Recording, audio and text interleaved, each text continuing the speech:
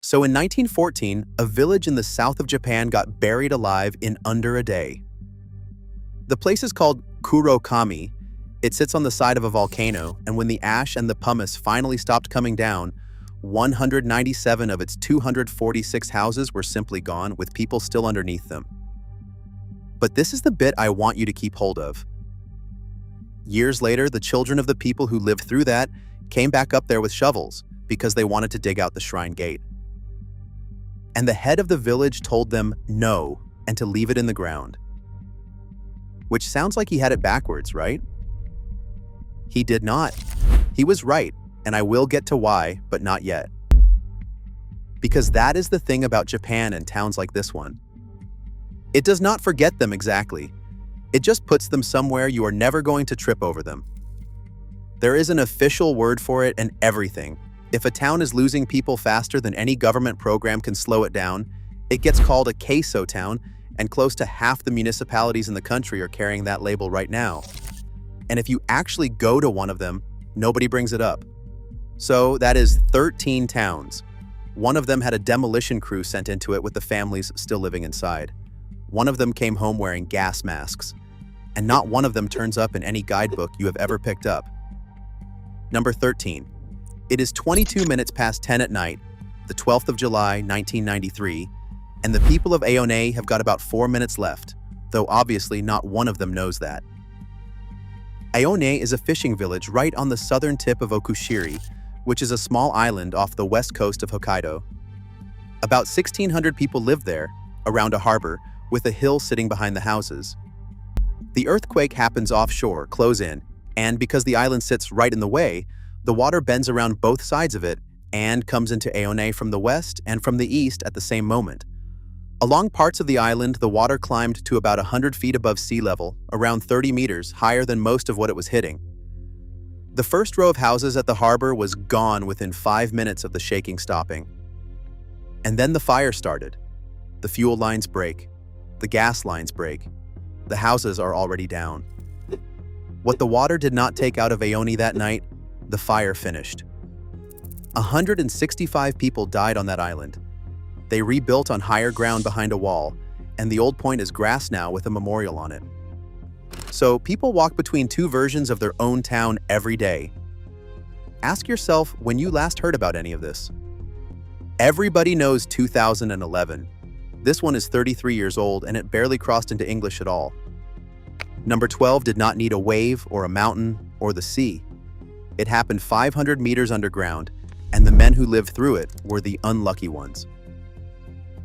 Number 12. 500 meters beneath the city of Omuta in Fukuoka on the island of Kyushu, coal dust catches fire in a shaft of the Mitsui Miike mine. It is the 9th of November, 1963. The dust ignites. The blast runs down the shaft. Then the air turns. The blast killed some of them, sure. But what killed most of them came afterwards, moving quietly through the tunnels. And this is the part that gets me. Carbon monoxide has no color and no smell. A man breathing it does not feel like a man in trouble. He just gets tired, so he sits down for a second. 458 men died. 839 came back up the shaft alive. That second number is where this story actually begins. Carbon monoxide starves the brain of oxygen, and a starved brain does not simply recover when the air clears. Hundreds of those survivors came out of Miike with permanent brain injury. Men in their 30s who could not follow a conversation, could not hold work, could not always keep track of which children in the room were theirs. Their families looked after them for the rest of their lives, and researchers were following that group 33 years later. And that is the part of this I could not put down. The explosion is not what stayed with me, it is the 40 years that came after it, happening in front rooms, to people nobody was filming. I do not think anybody ever called that part a disaster. Hold on to those two numbers because the split comes back later. The dead were counted on the day. The others were counted slowly by people in no hurry to finish. Omuta had more than 200,000 people once. The mine closed in 1997 and the city is down around 108,000 now. The pithead is a World Heritage Site. The men are a medical study. If this is the Japan you want more of, the version that does not make it into the travel videos, go ahead and subscribe because this is the only thing this channel digs into. Number 11 is the opposite problem. Nobody there is trying to forget anything because the thing that emptied the island is still coming out of the ground. Number 11. Picture a primary school where the drill is not for fire. Every child has a mask in their bag, and the alarm they are listening for belongs to the mountain behind the classroom. Miyakejima is an island about 110 miles south of Tokyo, so roughly 180 kilometers, and yes, it is still officially Tokyo. In July of the year 2000, Mount Oyama started erupting. By September, every single person on that island, about 3,000 of them, had been taken off it.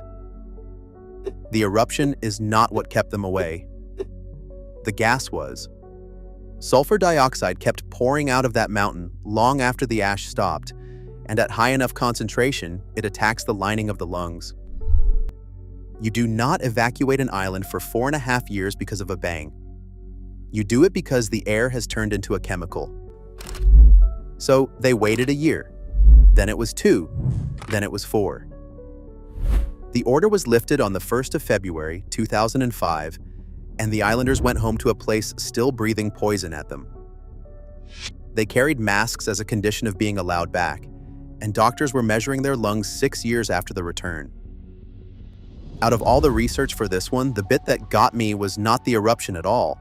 It was the paperwork. Somebody sat in an office and wrote a rule allowing you to live in your own house again, provided you keep a respirator within reach of your hand.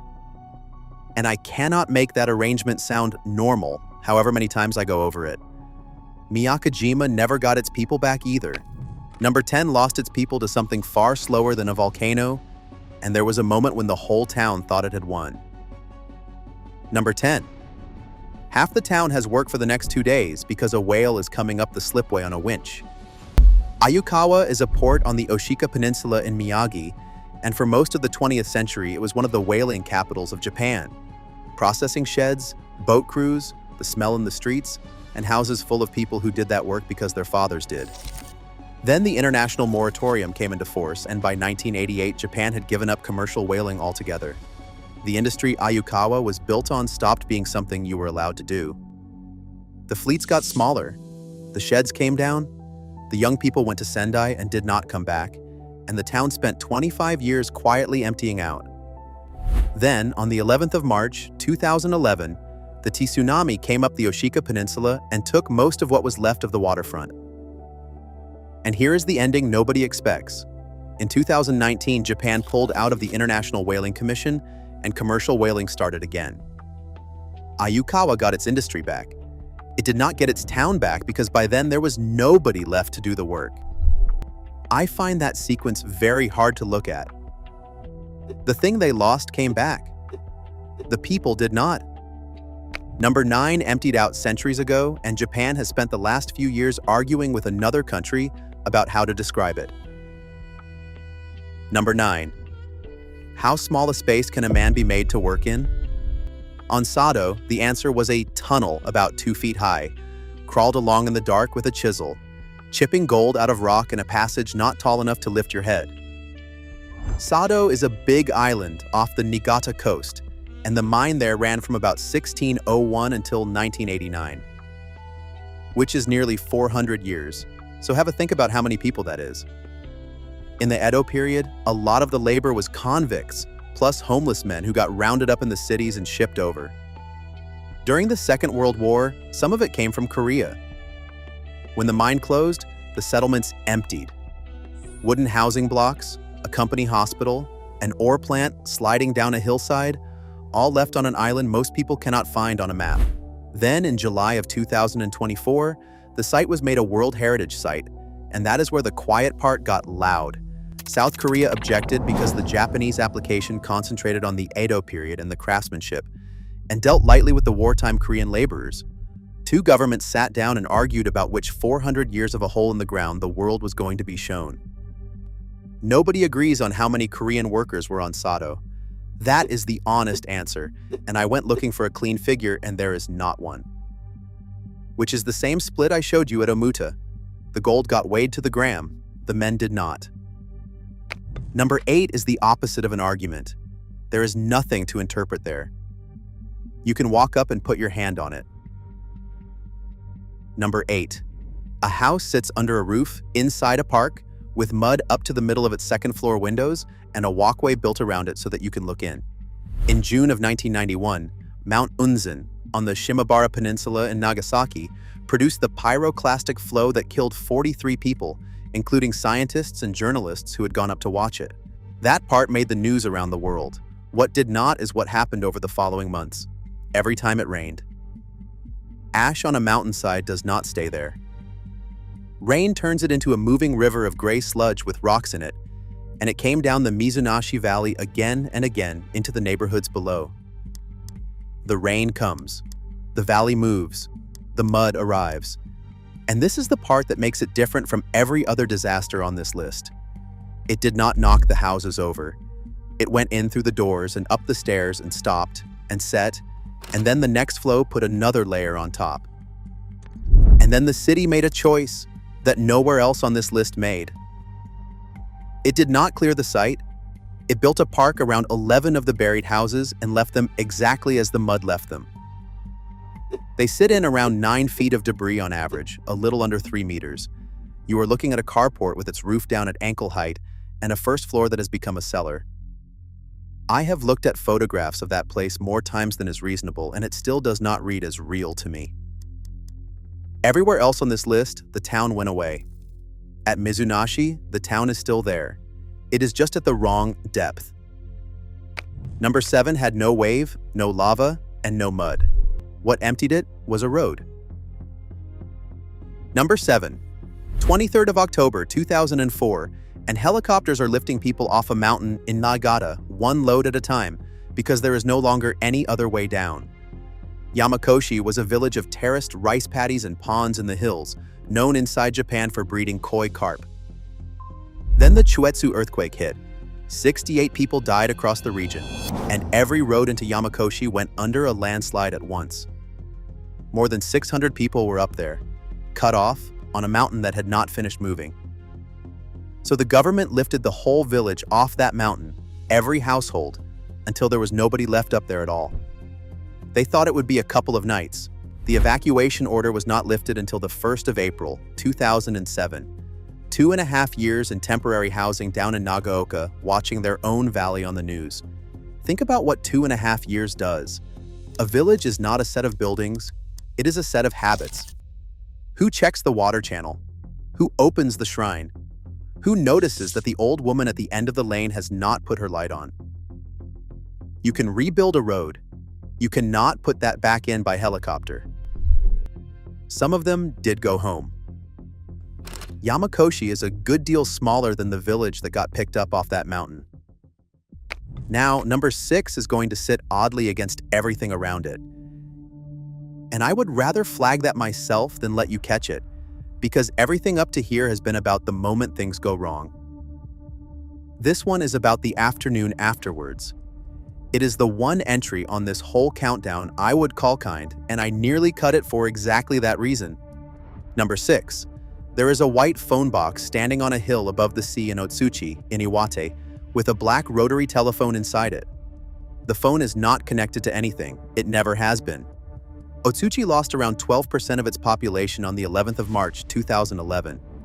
And there is a detail I had not heard until I started on this video. The emergency response was being run from a meeting in front of the town hall when the wave arrived. The mayor was killed. So were about 40 of the town officials standing there with him. The people whose entire job was to organize the rescue were among the first who needed rescuing. The phone box was already there.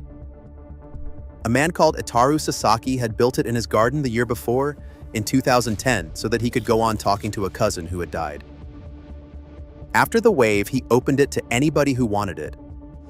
Since then, more than 30,000 people have walked up that hill, stepped into the box, picked up a phone that goes nowhere, and spoken to somebody who is not going to answer. That is the whole entry. There is no twist here, and I refuse to bolt one on. Number 5 is a town where the phones work perfectly well. What has gone quiet there is something else. Number 5. A ferry pulls into Hitakatsu Harbor with hardly anybody on it, and the shopkeepers along the front already know what that means for the year. Tsushima is a long, mountainous island in the strait between Japan and Korea. It belongs to Nagasaki Prefecture and sits closer to Busan than to mainland Japan, and just over 30,000 people live on it. This is how it kept the lights on. In 2018, Tsushima took 530,000 visitors, and roughly 9 out of 10 of them came over from South Korea on the ferry for a weekend.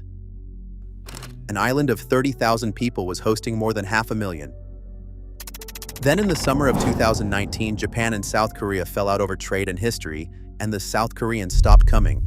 Ferry trips into Hitakatsu dropped by about 88% inside a single year, in a place with nothing else to fall back on.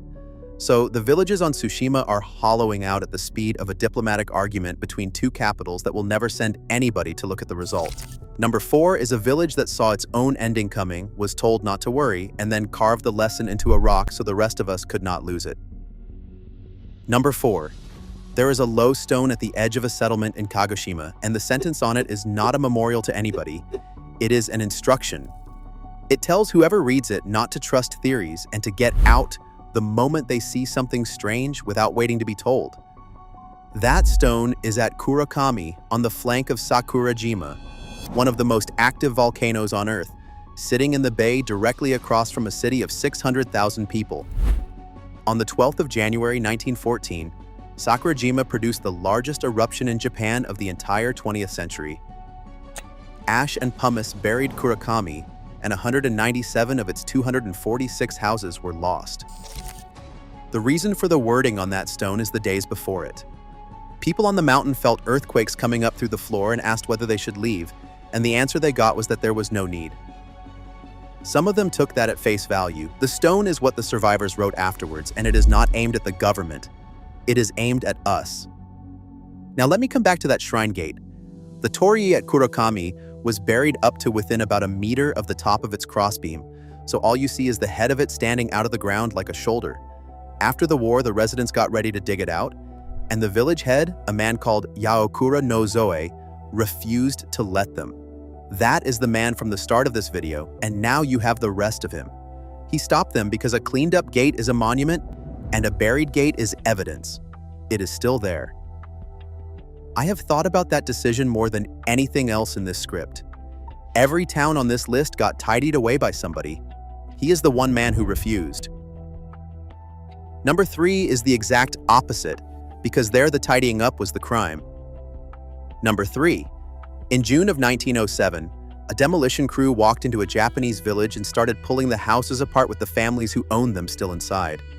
The village is Yanaka in Tochigi, north of Tokyo. And to make sense of why a government would do that, you have to follow the river up to the Ashio copper mine.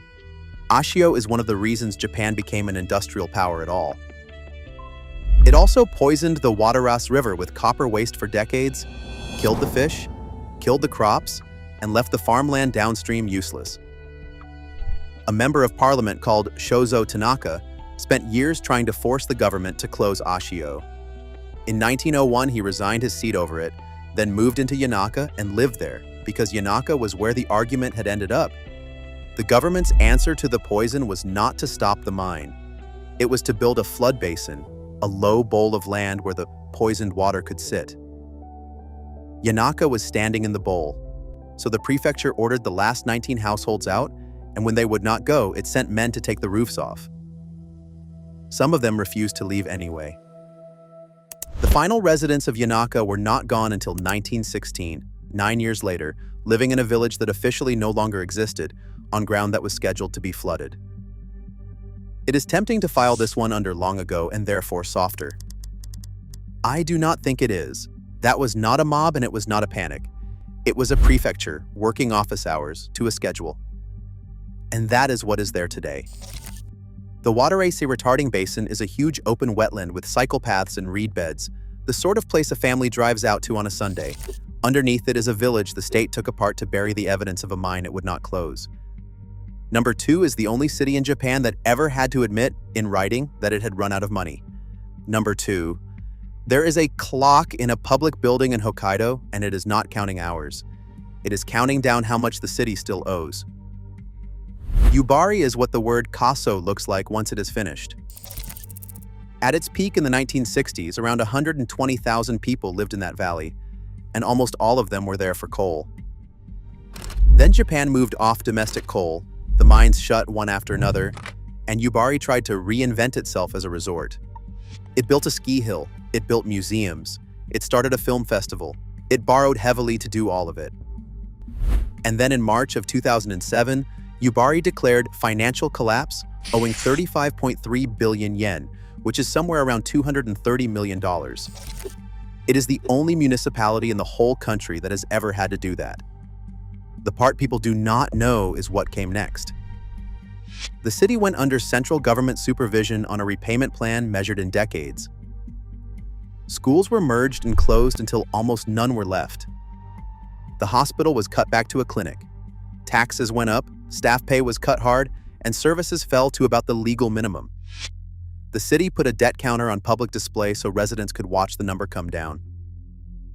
About 6,300 people are left, so Yubari has lost roughly 95% of itself.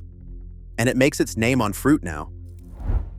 Yubari melons are among the most expensive on earth, and pears have gone at auction for tens of thousands of dollars. That is the melon I mentioned at the start. The brochure version of this city is a luxury fruit, and the lived version is a valley of empty apartment blocks with a countdown clock in it. Before I get to number 1, do me a quick favor and tap that like button. It moves this channel along faster than you would think, and I could use it. Number 1.